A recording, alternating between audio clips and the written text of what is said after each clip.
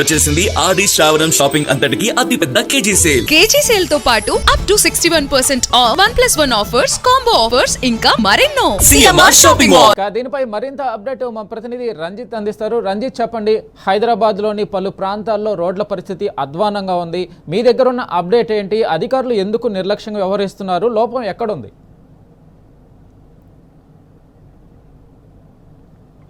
దాంట్లో ఎక్కడైతే వాహనదారులు సాయంకాలం ఉద్యోగాలు చేసుకుని బయటికి రావాలంటూ కూడా నరక యాత్ర పడుతున్నటువంటి పరిస్థితి హైదరాబాద్ నగరంలో. ముఖ్యంగా చూసుకున్నట్లయితే ప్రభుత్వ ఉద్యోగాలు చేసే వాళ్ళకి కూడా సెక్రటరియట్ నాంపల్లి ఏరియా కావచ్చు, సెక్రటరియట్తో పాటుగా పంజగుట్ట ఏరియాలో కూడా వెళ్ళే పరిస్థితి ఉంటుంది. కానీ అదే ఏరియాలో వాటర్ లైనింగ్ ప్రాంతాలు ఉండడం వల్ల అక్కడి నుంచి హైవే పైన వాటర్ లైనింగ్ ఉన్న ప్రాంతాల్లో కూడా వాహనదారులు ఇంటికి రావడానికి నరక యాత్ర పడుతున్నటువంటి పరిస్థితి.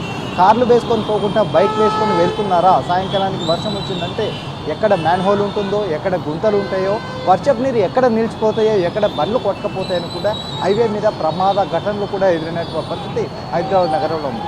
ఇకపోతే మరోవైపు చూసుకున్నట్లయితే సాఫ్ట్వేర్ కంపెనీలు ఉండే అంత ఏరియా కూడా హైటెక్ సిటీ, రాయదుర్గం, కొండాపూర్ సంబంధించినటువంటి ప్రాంతాల్లో కూడా ఎక్కువ కూడా హైటెక్ సిటీ ప్రాంతంలో కూడా సాఫ్ట్వేర్ ఉద్యోగులు ఉదయం 10 గంటలకు వెళ్ళి సాయంకాలం 6 గంటలకు, రాత్రి 10 గంటలకు తర్వాత 2 విడతలకు కూడా వాళ్ళు విరామ సమయం నుంచి ఇంటికి వచ్చే పరిస్థితి ఉంటుంది. కానీ సాయంకాల సమయంలో దాదాపు మామూలుగా చూసినట్లయితే గత ప్రభుత్వంలో బీఆర్ఎస్ ప్రభుత్వంలో హైటెక్ సిటీకి అనుగుణంగా ఒకవైపు దానికి సంబంధించినటువంటి మెట్రో ట్రైను, దాంతో పాటుగా ఫ్లైఓవర్లు, అండర్ పాస్లు నిర్మించేసి వాళ్ళకు అనుగుణంగా అంటే రద్దీని తగ్గించడానికి, ట్రాఫిక్ జాములు తగ్గించడానికి ఆనాటి తొలి ముఖ్యమంత్రి కేసీఆర్ ఆధ్వర్యంలో మున్సిపల్ శాఖ మంత్రిగా ఉన్నటువంటి కేటీఆర్ వినూత్నమైనటువంటి రోడ్డు మార్గాలను ఏర్పాటు చేసినట్లయితే దానిపైన గుంతలు పూడ్చడానికి కూడా ఆ ప్రభుత్వ అధికారులు కావచ్చు, ప్రభుత్వం పనిచేయడానికి సాక్షాత్తు నిదర్శనం హైదరాబాద్లోని రాయదుర్గం, కొండాపూర్ ప్రాంతంలో గత నెల క్రితం పుట్టిన బాణానికి ఏదైతే వర్షంలో మొత్తానికి కార్లు, బైకులతో సహా మనుషులు సైతం కూడా కొట్టుకుపోయినటువంటి పరిస్థితి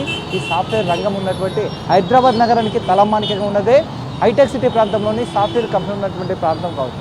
అటువైపు నుంచి చూసుకుంటే కొండాపూర్, రాయదుర్గం ప్రాంతాల్లో దాదాపు సాయంకాలం సమయంలో 6 గంటలకు బయలుదేరినటువంటి ఉద్యోగాలు విరమించుకొని ఇంటికి రావాలి అంటే రాత్రి 10 గంటలు, 10:30 గంటలు, 4 గంటల నుంచి 5 గంటల వరకు ట్రాఫిక్ జామ్ అయిపోతుంది. ఎక్కడైనా ఒక వాహనం ప్రాబ్లం అయిందా మరో మార్గాన్ని మించుంచడానికి కూడా పరిస్థితులు ఉన్నటువంటి పరిస్థితి హైదరాబాద్ నగరంలో ఉంది. వీటన్నిటికీ కారణం ఏంటంటే ముఖ్యంగా పోలీస్ సంస్థలో ఒక రివ్యూ మీటింగ్లు, సమీక్ష సమావేశాలు ఏర్పాటు చేయకపోవడం, దీంతో పాటుగా హైడ్రా చూసుకున్నట్లయితే హైడ్రా ఏర్పాటు చేసిన తర్వాత హైదరాబాద్ నగరంలో ఎక్కడైతే మ్యాన్ హోల్స్ కావచ్చు, దాంతోపాటుగా ఏదైతే వాటర్ లాగింగ్ పాయింట్స్ ఉన్నాయో వాటర్ లాగింగ్ పాయింట్స్ దాదాపు అమీర్పేటలో కూడా ముఖ్యమంత్రి రేవంత్ రెడ్డితో సహా ఆనాటి కమిషనర్ ఉన్నటువంటి రంగనాథ్తో సహా వాళ్ళందరూ వచ్చి మ్యాన్ హోల్స్ కావచ్చు, లాగింగ్ పాయింట్స్ని గుర్తించాం.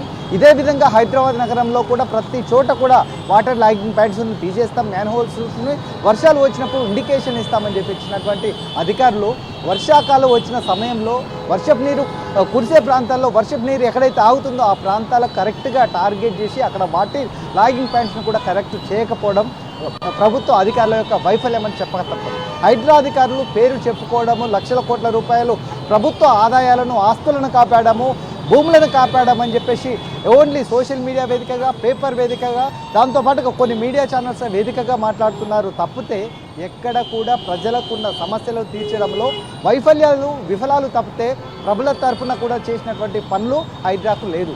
ఎందుకనంటే కొండాపూర్లో మొన్న చూసుకున్నట్లయితే 4 రోజుల క్రితం బాలయ్య అనే వ్యక్తి మ్యాన్హోల్లో పడిపోయి దాదాపు 4 రోజులు అవుతుంటే కనీసం అటువైపు తొంగి చూడని పరిస్థితి అధికారులు.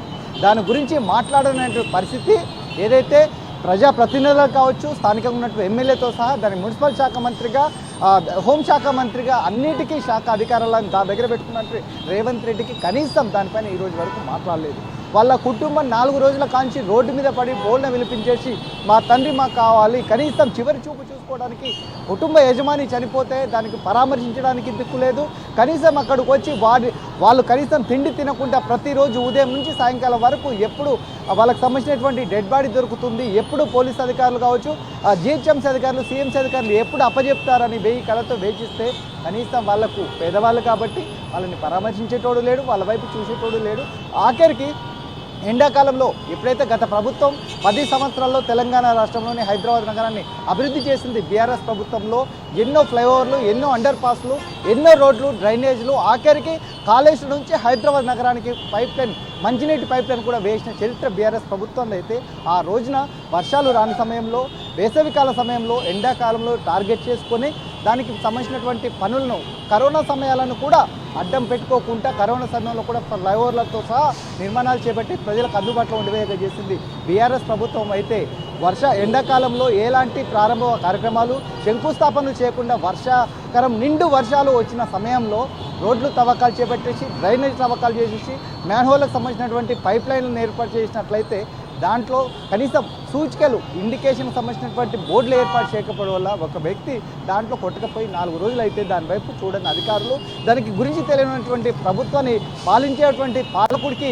అవగాహన ఉంటే ప్రజలందరూ సురక్షంగా ఉంటారు, ప్రజాపాలన కూడా బాగుంటుంది. కానీ ముఖ్యమంత్రికి అవగాహన లేకపోతే ప్రజాపాలన ఎక్కడ ఉంటుంది, ప్రజల సమస్యలు ఎక్కడ తెలుస్తాయి? సొంత లాభం తప్పితే ప్రజల యొక్క సమస్యలు ప్రజాపాలన చేయడంలో రేవంత్ రెడ్డి ప్రభుత్వం విఫలమైంది అని అంటే ఒక బాలయ్య కుటుంబం 4 రోజులుగా పడుతున్నటువంటి ఇబ్బందులే చెప్పక తప్పదు. ఇకపోతే అదే కుటుంబానికి షేర్లింగంపల్లి నియోజకవర్గంలోని బీఆర్ఎస్ సంబంధించినటువంటి నాయకులు, స్థానికంగా అక్కడ ఉన్నటువంటి నాయకులందరూ కలిసి ఎమ్మెల్యే మాధవరం కృష్ణారావు ఆదేశాల మేరకు ఆ కుటుంబానికి 50,000 రూపాయల ఆర్థిక సాయం చేసి కూడా అండగా నిలిచి ఖచ్చితంగా వాళ్లకు ఇటు అధికారులకు కావచ్చు, దానికి సంబంధించిన పోలీస్ యంత్రాంగానికి, స్థానికంగా ఉన్నటువంటి సీఎంసీ అధికారులు కూడా పలుమార్లు ఫిర్యాదులు చేసి ఆ డెడ్ బాడీ కావాలని చెప్తుంటే కనీసం పట్టించుకోవడానికి కూడా అక్కడ పాలకుడు కరువయ్యాడు.